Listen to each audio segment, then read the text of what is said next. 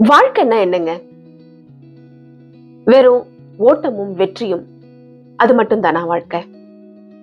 இல்லவே இல்லை. அதையும் தாண்டி சில நெறிமுறைகள் இருக்கு. வாங்க அதை பத்தி பார்ப்போம்.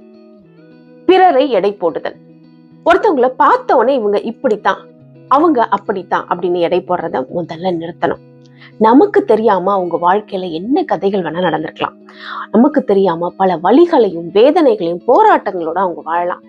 அது தெரியாம அவங்கள நம்ம தவறா எடை போடுறது மிக மிக தவறானது. உன் செயலுக்கு நீயே பொறுப்பு.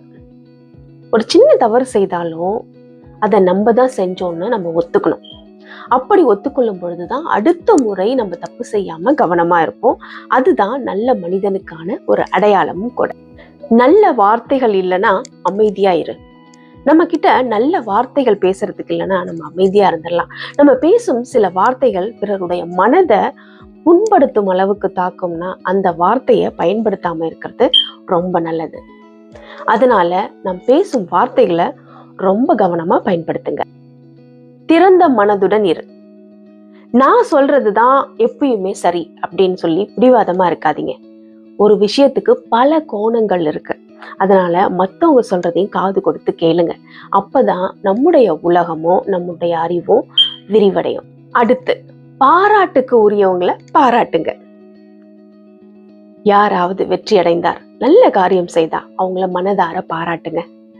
அவங்களுக்கு ஒரு சிறு கைத்தட்டலோ பாராட்டோ கொடுக்கும் போது மீண்டும் மேலும் அவங்க உத்வேகமாக செயல்பட அது மேலும் அவங்களுக்கு உதவும். அதனால மற்றவர்கள் வெற்றியை பார்த்து பொறாமப்படாம பாராட்டுவது சிறந்த குணம்.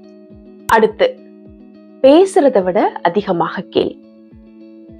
எப்ப பார்த்தாலும் தொண பேசிக்கிட்டே இருக்காம மத்தவங்க பேசுறத முழுசா காது கொடுத்து கேளுங்க. அதுதான் அவங்களுக்கு கொடுக்கிற மிகப்பெரிய மரியாதை. ஒரு நல்ல நண்பனா இருக்கிறதுக்கு முழுசா கேட்கிற திறன் இருக்கணும். சரியானது கஷ்டமானதாக இருந்தாலும் செய். ஒரு விஷயம் ரொம்ப சுலபமா இருக்குன்னு அதை எடுத்து பண்ணி முடிக்காதீங்க. சில நேரங்களில் அது தவறா கூட இருக்கலாம். ஒரு விஷயம் ரொம்ப கடினமா இருக்கு அப்படின்னு நினைச்சு அதை பண்ணாம விட்டுறாதீங்க. அது கடினமாக இருந்தாலும் சரியானதாக இருந்தால் அதை எடுத்து செய்யுங்க. அதனால உங்களுக்கு பல வெற்றிகள் கிடைக்கும். அந்த பாதையில போறதுதான் உங்க குணத்துக்கும் உங்க மனசாட்சிக்கும் சரியானதா இருக்கும். இந்த நெறிமுறைகள் நம் வாழ்க்கைய இன்னும் அழகாக்கும். இந்த நெறிமுறையை பின்பற்றி நீங்களும் உங்க வாழ்க்கையை அழகாக்குங்க. நீங்க என்ன சொல்லுங்க?